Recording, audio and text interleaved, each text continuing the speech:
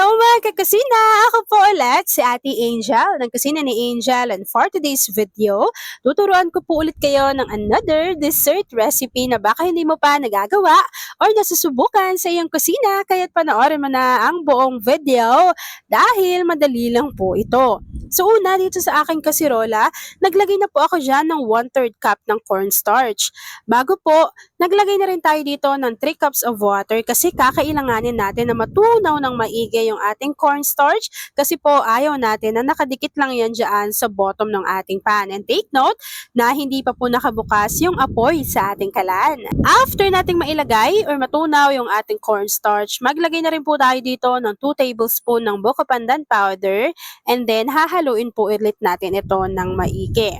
Kapag natunaw na po natin yan, yung mga dry ingredients natin, maglagay na po tayo dito ng 1 can or 360 ml ng evaporated milk, 1 can or 390 grams ng condensed milk, bago hahaluin po ulit natin yung ating mixture kasi po kailangan na dapat talagang mag-combine sila dyan bago pwede na po nating buksan yung ating apoy sa ating kalan dahil lulutuin po natin yung magiging cream mixture natin.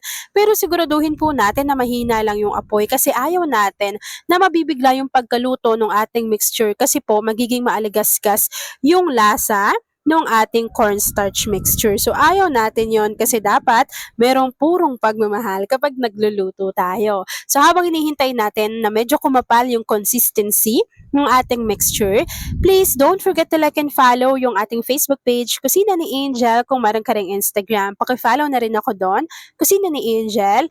At kung gusto mong matuto pa ng iba pang mga recipes o kaya naman gusto mo mag-share ng mga niluluto mo everyday, pwede kang sumali sa ating Facebook group.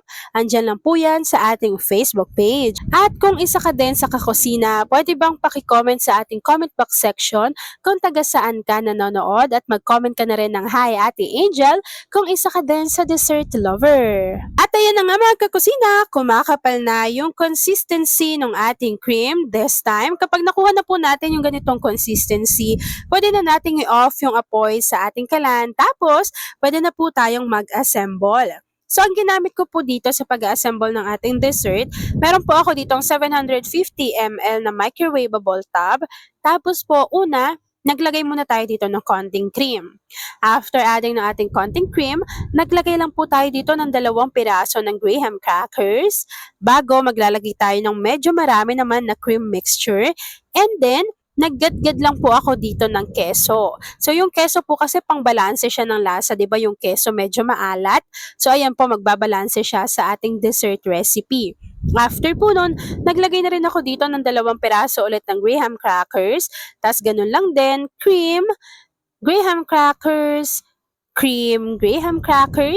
cheese, cream, tapos po nagdurog lang ako ng konting graham crackers para ilagay siya dyan sa ibabaw, pati keso. So kapag ganito na po yung itsura ng ating dessert, palalamigin lang po natin ito bago ipapakita ko na sa inyo kung ano yung natapos nating easy dessert recipe. At ayun na nga mga kakusina, nag-set na or lumamig na yung ating recipe, kaya naman this time, pwede na po natin tong i-enjoy.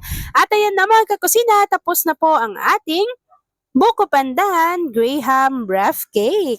Kung nagustuhan mo yung ating video, please like and share this video. At kung hindi ka pa nakakapag-subscribe sa aking YouTube channel na Kusina ni Angel, please click subscribe button, click mo na yung notification bell, click all para lagi kang updated sa bawat na-upload kong mga videos. At kung isa ka din sa dessert lover, say hi Ate Angel at i-share mo na yung ating video. Yun lang mga kakusina.